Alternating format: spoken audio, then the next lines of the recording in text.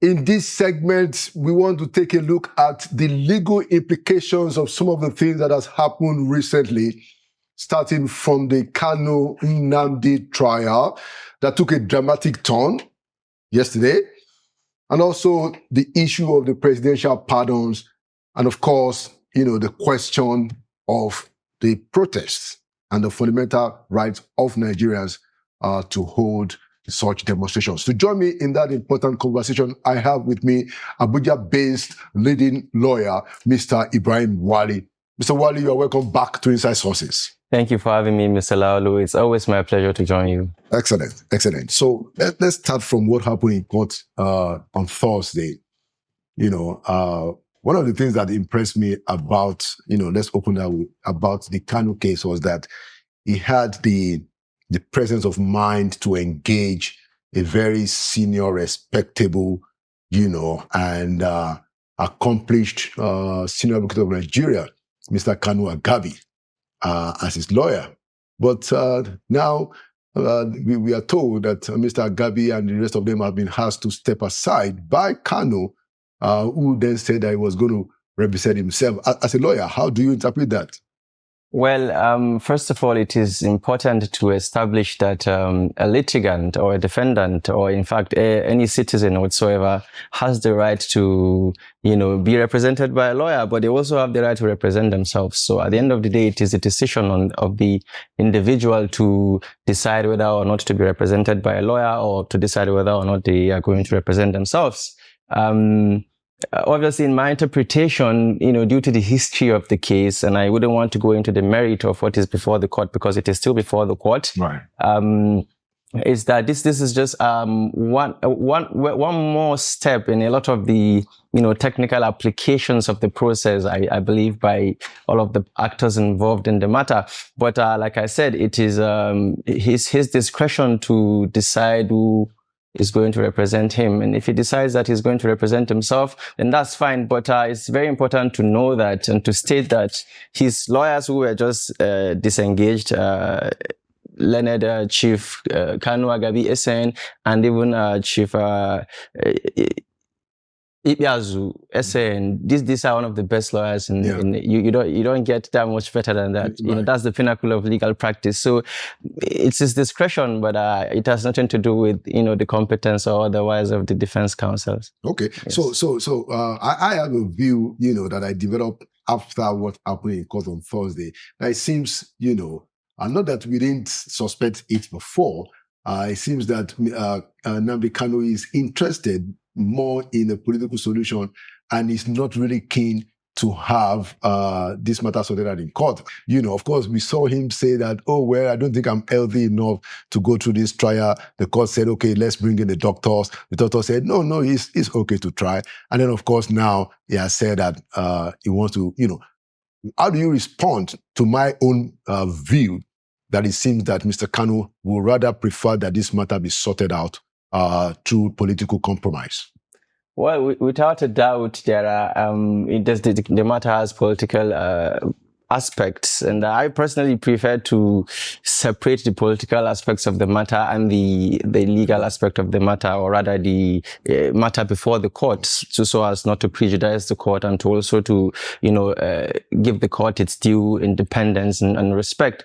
But all the same, by what is publicly available of the case of the matter so far, there has been quite a lot of technical disruptions of this nature by the defendant. I'm sure that we've seen a lot of clips where he would talk over even his lawyers, and he claims call it talk over. I say he tongue lashes his whole lawyer. But that's outside when the court is sitting itself. But I mean when the court is sitting, the judge is speaking, he's speaking, they're almost exchanging words, and while you still have lawyers who ought to do all of those for him, So, but I don't know what his strategy is. Probably he feels like, he has more chance of, saying a lot of things, without being confined by the, legal thinking or legal processes of lawyers, but I really can't say. He seems to be a sound person. So I think that he knows the, purport of his decision. But what I would say, or to add credence to your position, is, the judge said, okay, open your case and close it, in the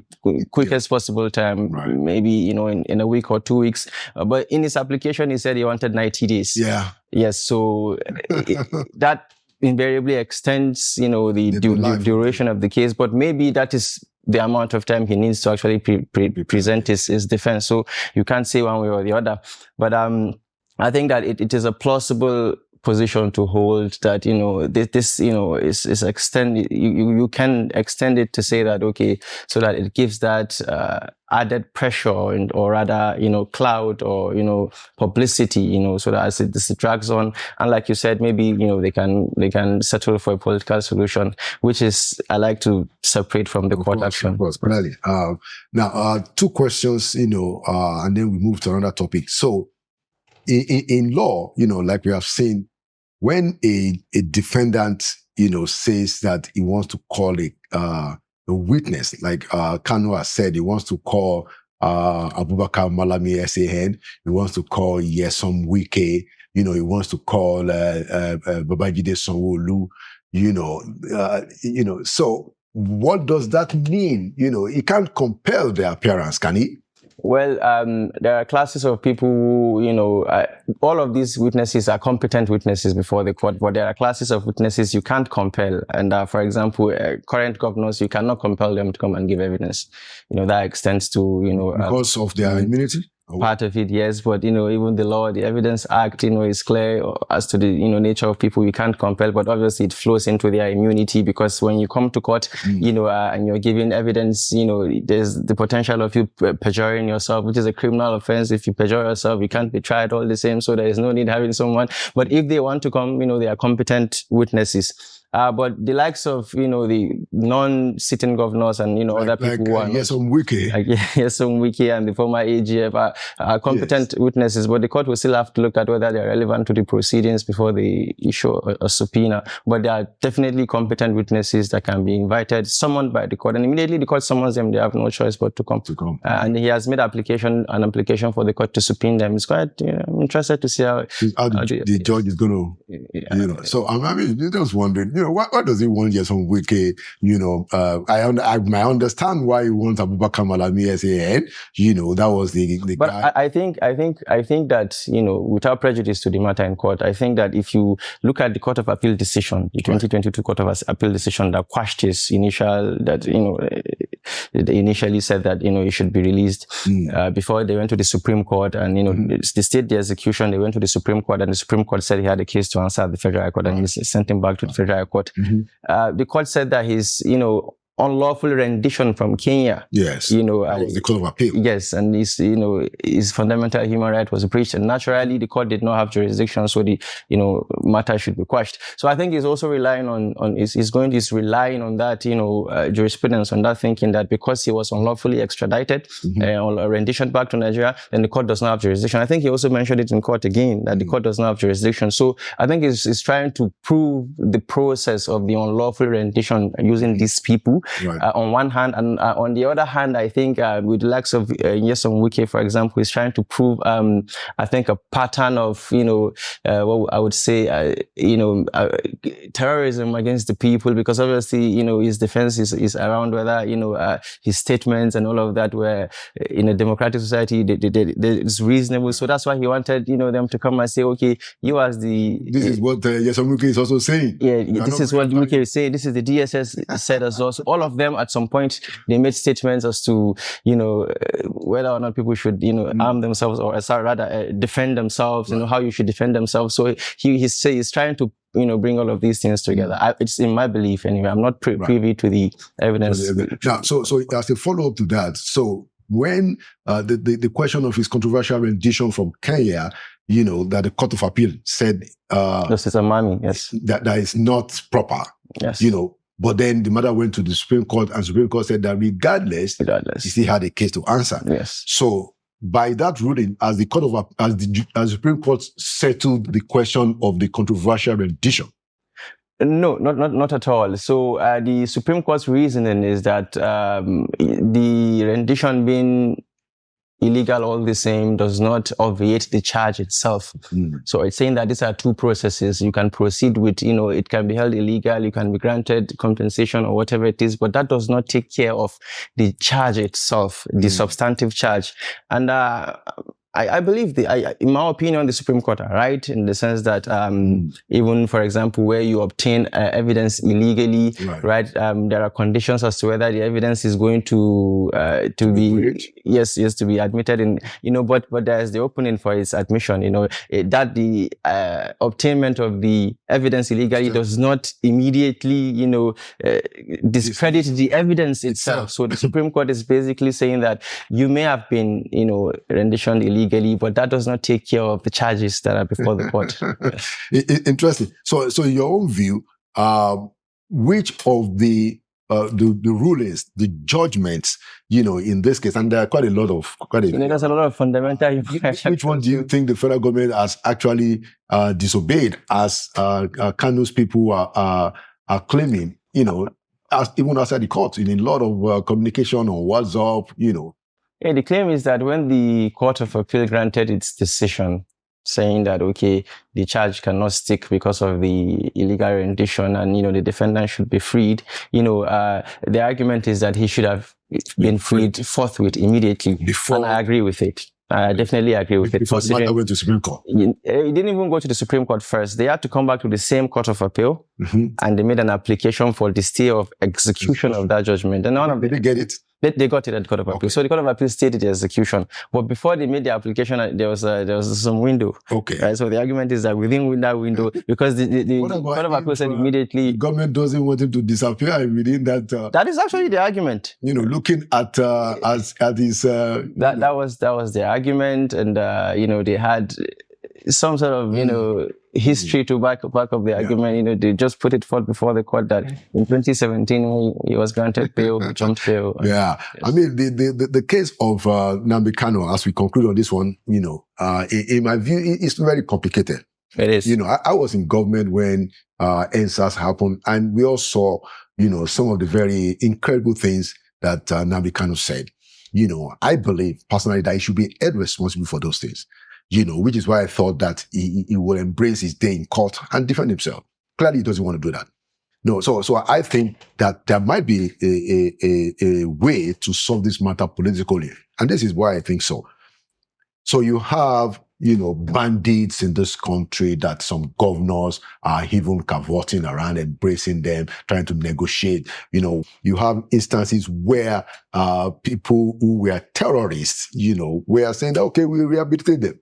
And I remember there was a trip, I went with the vice president, I think it was to Maiduguri, and I saw a large number of young boys, who were involved. And I felt that, okay, if it's just these young boys, really, maybe there's a chance to rehabilitate them. Indeed, these young boys don't know better, and there's the commanders, but it doesn't then, or it then shows that, look, we have people also in this country that we have overlooked some of their, behaviors that are clearly against the law and even violent. That's why I also think that, okay, maybe there is a window for political solution. I know you're a lawyer and you rather not get involved in this. No, there's a legal, but there's actually a legal position for that. Anything that is political has to also be legal. That a thing is political doesn't mean you can go outside the law.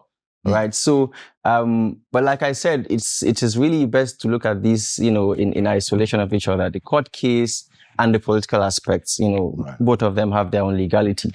The opening that is, the power of the state to, or rather the executive to pardon, for example, or, that of the Attorney General to, discontinue a trial exist outside of the parameters of, the facts and materials before the court itself. As they prosecute. Yes. They exist, specifically for situations like this. Now, it is really a justifiable argument to present a political position for its release using, the rehabilitation of Boko Haram. They are currently in Katsina State and parts of Zamfara State. They are currently having, peace talks with bandits. Yeah. You'd see bandits with, camos, with their guns. And then of bandits that are going to do a wedding ceremony and they were going to support me. Even the chairman of the local government was part of They brought their AK-47. They come with their AK-47. Security officials are there. Government officials are there. They come, they hold the peace deal. I don't call it a peace deal. I call it a concession of territory and government. So, yes, so you're literally just conceding that, okay, you're not in control of violence and you're not in control of your territory. Yeah. And that takes us to whether you are even a legitimate, which gives, a solid argument for Nnamdi Kanu to be very fair.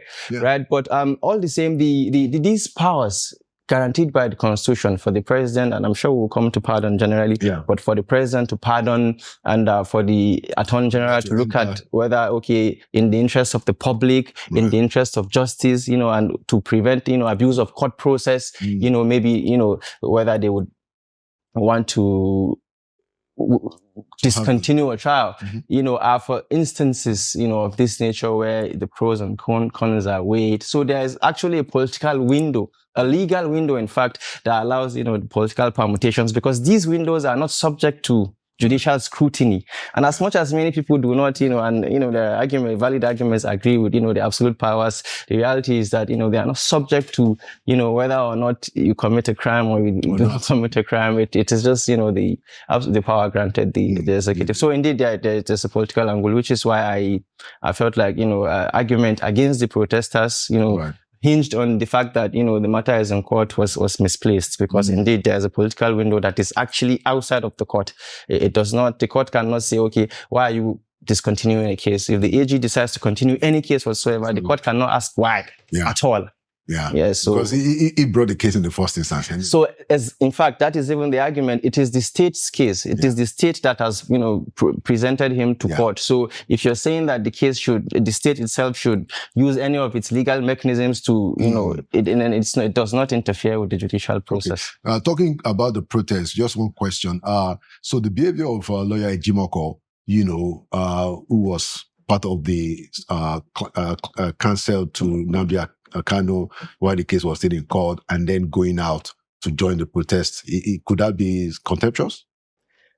Potentially, but it's very important. You said behavior, because I think what's public is that he only joined the protest. Yeah. So but there's no particular behavior apart from you can't say that he was being violent or he had he just joined the protest basically, right? So it is arguable whether, it's ethical. When you look at Rule 33, for example, of the Rules of Professional Conduct, it says that as a counsel in a criminal matter, you should ensure that you do not make any statements that will prejudice the case. The case. So you have to, interpret it, whether his action actually prejudices the case. But what is important is that you don't go from committing contempt to Kuje prisons in just 24 hours. Even if, he had committed contempt, assuming without considering that he was in contempt of court, what the prosecution and the police ought to have done is simply to take record of that, take evidence. Then charge him. And not charge him to court. You'd go back to the same court. You would do a Form 48 notice of disobedience of court order. The court would invite him. Why did you, if the court finds out... In open court, you'd go back to the same court.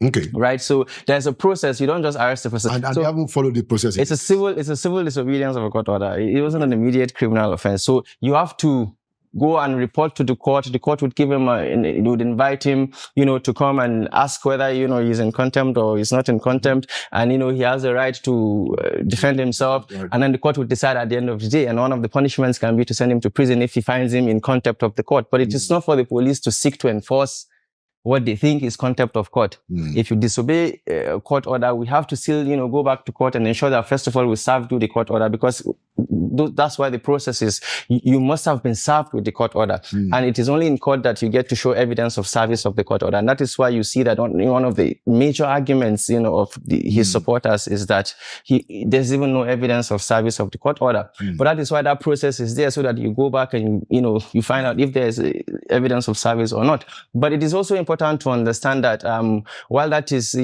potentially contemptuous, potentially offends the sub judice rule, the provisions themselves, must be read, in line with the Constitution. They're subject to the Constitution. It's rights and freedom to protest. Right. The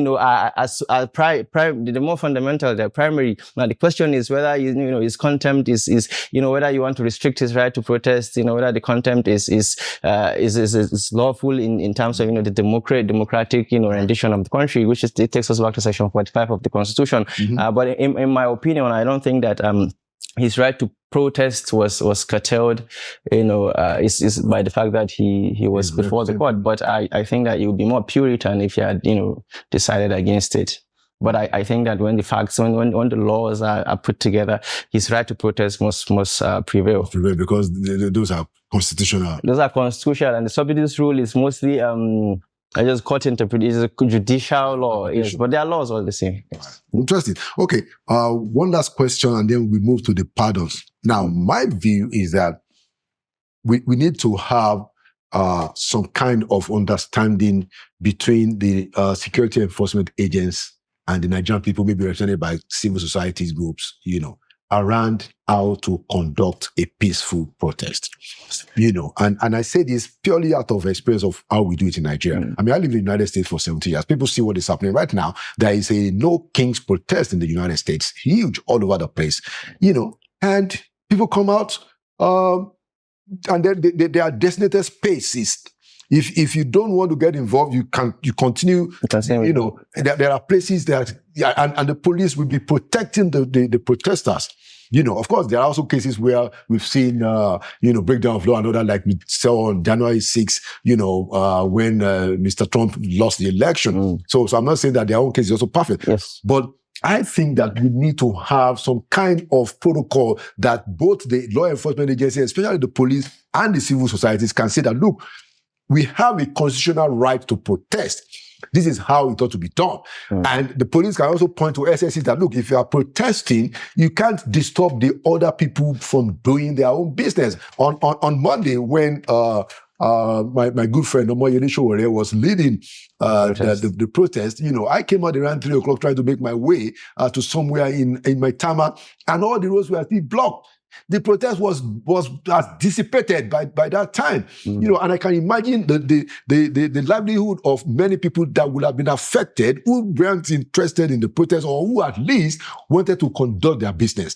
Do you think, as a lawyer, as a legal mind, that we need to have that kind of understanding, an whole society approach to how protests should be managed, so that we don't have all these contestations, police trying to prove what is not? The right to protest is a fundamental matter. What's your view? Thank you for this very important question. It's very important because on the day I had 4 cases, 2 at the Federal High Court and 2 at the FCT High Court in Jabi. And none of them sat. Some of the defendants I was representing, some of the cases were criminal. They couldn't even bring them from Kuje prisons because they heard that, they would not get access. So that was how, that day just went where I went by. Although I actually attempted to go to court. Now, in my attempt to go to court, what I found out was, before seeing a single protester, I saw about 10 police barricades. It was actually the police that prevented us from accessing all of this. Absolutely. It wasn't any protest. There was I didn't see any protester, and that was even in the morning. There was really no protesters whatsoever. So I feel like it was the police that actually caused the disruption that they claimed that it was the of people's proper business. Yes. But importantly, the court in IGP versus AMPP in 2007, tried to give some framework, for this particular issue, because the question there was whether the Public Order Act, which said that you should go and seek for the police's permission before you protest, was constitutional.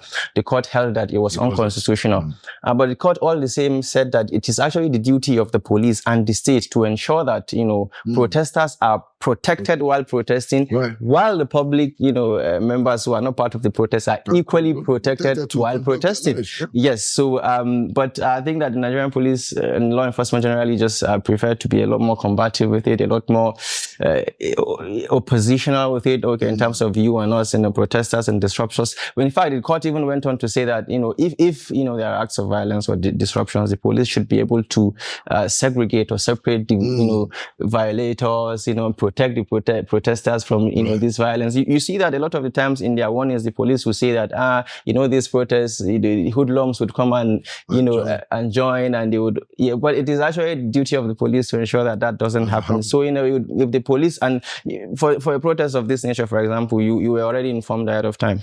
Mm-hmm. That they were going to. They have the right to spontaneously protest, but so it's for you to give a notice. They give a notice for you to engage them in a way that yes, you can protest, but how can we do it in a way that people can, can have access to public institutions?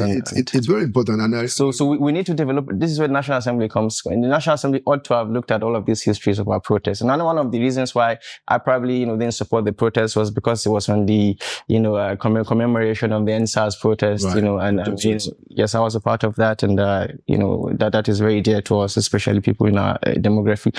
But all the same, it was the duty of the police to ensure that everything. The duty of the police extended to the duty of the state to ensure that the protests were without any disruptions, and people could live their lives. There is the argument of there being a court order.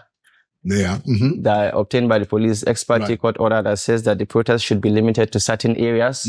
I believe that from what we see publicly, the protesters, were arrested and tear gas even outside of those areas, right? But all the same, I do not agree with the decision, respectfully, of the court. But it was an ex parte order, so the court was not saying that, this is my final decision. You can come and make a case and we'll undo it. The ex parte order didn't say they shouldn't hold the strike. Did they say they shouldn't hold the protest? That they should. No, they should hold the protest outside of Shehu Shagari Way, Court of Appeal Axis, Aso Villa, courts. Try to demarcate. They didn't even get there. No, they didn't. That's the thing. They didn't even get there. And yet they were tear gassed. And they were tear gassed. Yeah. So I mean, I think to conclude on that, we need to urge the Inspector General of Police, Dr.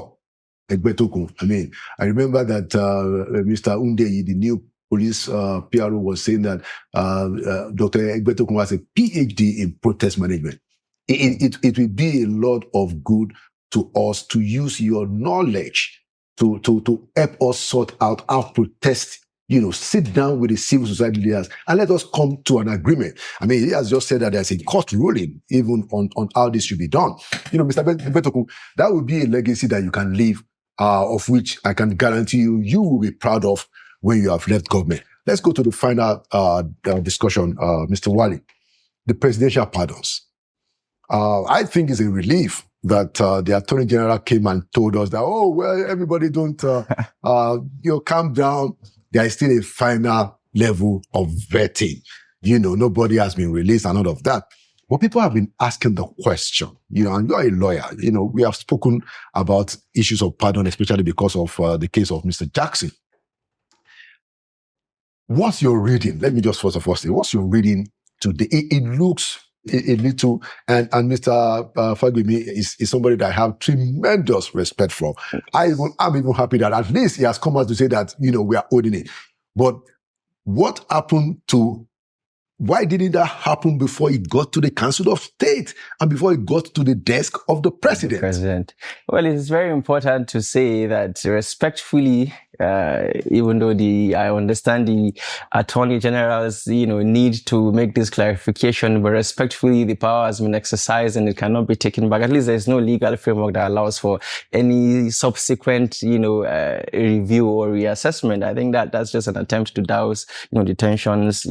They might attempt it, but in terms of the, pure legal jurisdiction of, the pardon regime, there's no immediately the Council of State actually, it passes through them. Theirs is just consultation anyway. Yeah. It's not as if, they have a right one way or the other. Yeah, theirs is just consultation, but it is a must because it is provided for constitutional. Yeah. Then the president can pardon. It is very important to know that the pardon regime in our constitution is really, and it traces back to the United States of America, the United Kingdom, India also has their own jurisprudence, so it's not new to Nigeria, but it really seeks to grant, the executive, or rather the president. If you look at section 175, that has to do of the constitution, that has to do with the president's power. Right. And if you look at section 212, that has to do with the governor's power.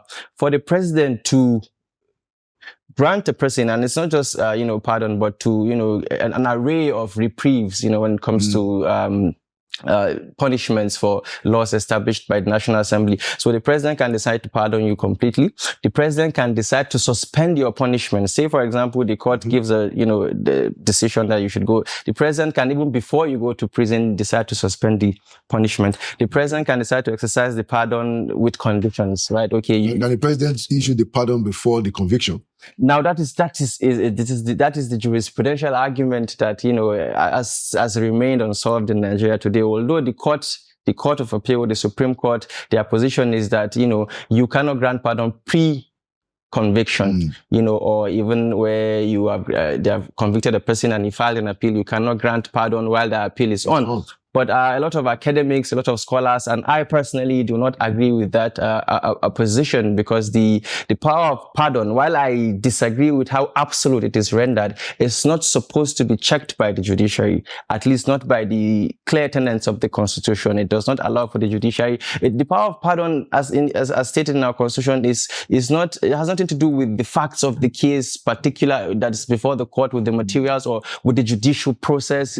No, it just allows the state to have that human, element, or maybe the state, the president, the executive, to look at, affairs even outside of, the court process and outside of the immediate, facts of the case, so just something, it traces back even, to the Greeks, to the Romans. So, initially, for example, it was meant to give the people themselves the power, over the institutions, in the sense that if the people, believe that, maybe there was a manifest injustice done, but initially it said that, okay, about 60,000 people must, do a petition first and sign the petition. So different jurisdictions have the different, laws regarding pardon. But I think in Nigeria, it is, absolute for the president, save for this condition that the court has placed, that it must be pre-conviction, which I do not agree, which doesn't also really make sense. It has its own merit, but if you look at the nolle prosequi power, for example, which again the court does not have, so if you extend the argument, it's just so if the president cannot grant pardon pre-conviction, then why will the AG have the power to come and withdraw a suit before the court, and the court has no power whatsoever? And how does it help the court's independence if you give a conviction, a final conviction, and the president says, look, do not, you don't get punished or you're pardoned? It's still, it's one way or the other, interferes with the court. And by the way, it also allows the president or the governor to say, maybe if you have already paid a fine, maybe there's a penalty, maybe they have seized your properties, they can also decide to remit it back to you. So the power is quite wide. Okay. All right. So final question on that issue, because of our time. Mr. Femi Falana, SAN, noted, in his own reaction to the pardons, to say that, look, there are some state offenses, that got the pardon, and he was trying to imply that the president doesn't have the powers to do that. And that's, occurred to me that, okay, I mean, if the president was going to use that unilateral approach, what happened to this case of Sunday Jackson? Yes, it's a state offense, but Mr. Falana said there were some state offenses that were included in the presidential pardon. The problem that I have is the moral dilemma that it puts us as a people. So Miriam Sanda, can go scot-free, for stabbing her husband, brutally, and then Jackson, Sunday Jackson, who had a successful self-defense affirmed by Justice Ogunmijo of the Supreme Court, in a minority ruling, that, this was just a successful self-defense that led to the death of the aggressor. But he's not getting a pardon. The governor of Adamawa State has not summoned the courage, Mr. Fintry has not summoned the courage to do what is right. But here it is, Miriam is getting the pardon in the same country. I know that it's not an entirely legal question, but how does what kind of image does it give us as a people when you are looking at both cases? Somebody, is on death row because he had a successful self-defense, and somebody who was on death row is now going to go home I guess it wasn't premeditated. I don't know whether it was premeditated or not. I don't remember. But clearly, a very egregious, murder. Well, first of all, Mr. Falana is right.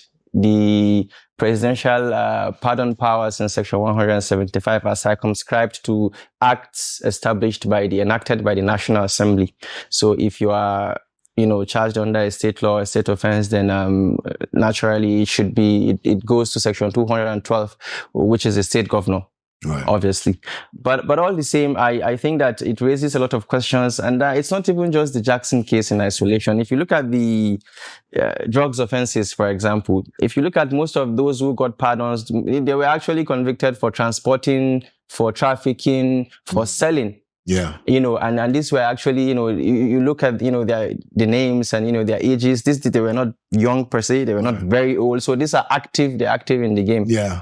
So to say. So they can easily but there are other inmates who, have gotten 25 years for just possession. Right. Because the NDLA Act, Section 19, allows for conviction based on just possession. Yes. So you find most users, 18, 19, 20, 21-year-olds in Kuje prisons. And, they have, I'm telling you, the number is, the prisons are even complaining about the number of these prisons. They didn't get pardons. But they didn't get pardons. And these are, young people who, are just users. They were just users because the law does not discriminate. You just need to be seen. They didn't get the pardons, but they got the pardons. So you can also draw a state line to someone who committed, a murder that has, I think the everybody agrees that, it was murder, it was premeditated. Right. You're asking that question, but at least the public opinion is that, she actually premeditated it and it was direct murder. There was no, provocation. At least it wasn't immediate, unlike the Sunday Jackson case. So obviously it raises the moral question, but there's many moral questions in that pardon list. It's not just Mariam Sanda. Illegal mining, for example.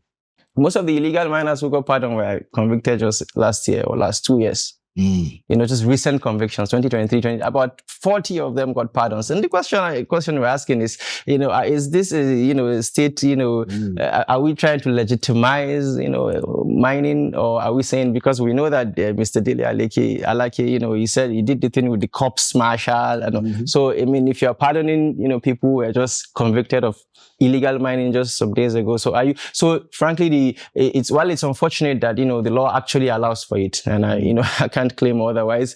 I think that it contemplated, a situation where, the people who are going to wield, the power are going to use quite a lot of, discretion. But it is very important for people to also know that, it actually went through the Council of State. Right. So they should also, if there's any moral blame, they should also have parts of it. They should also have parts of it. That question. Former chief justices of the country, former heads of state and presidents. Those people had a fair,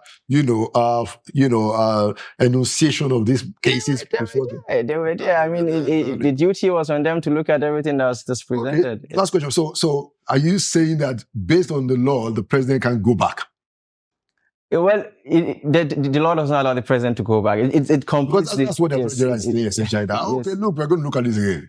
So, but the question is he going to go to the Council of State again? When he looks at it and he goes to the Council of State. I mean, if I'm one of the president's pardoned, I'm definitely going to file a case to say that, Oshofa convicted. You can't. That's interesting. I'm definitely. So that allows for that interesting jurisprudence. So maybe they should actually go on and reverse some of it and let's see, where it goes. But if you look at in the Indian courts, they have actually tried to, really impose on this, on the process. They held clearly that, it is subject to judicial scrutiny, and they have some frameworks and some codes that says, okay, you have to consider this and that, the facts of the case, okay, public interest, this and that and that and that before you come to that conclusion. So I think that is where Nigeria should move into. I don't think that, while I understand the, potential, usefulness of the power, I feel like that usefulness is best applied if, all of these checks and conditions are in place. But as it is currently, the only legal check for either a governor or the president is simply to ensure that it goes through the right Council of State. And then normally there should be a committee for prerogative of mercy. Yeah, but that's not the constitutional provision. That's just, the president. Okay, so the government says that there should be a committee. Interesting. So it's just so we can't even question whether that happened or not. Yes. Anyway, exciting. Thank you so much, Mr. Ibrahim. It's my pleasure. Very sound legal analysis. Thank you for the work that you do, and thank you for coming to us. Thank you so much, Mr. Laulu. Thank you.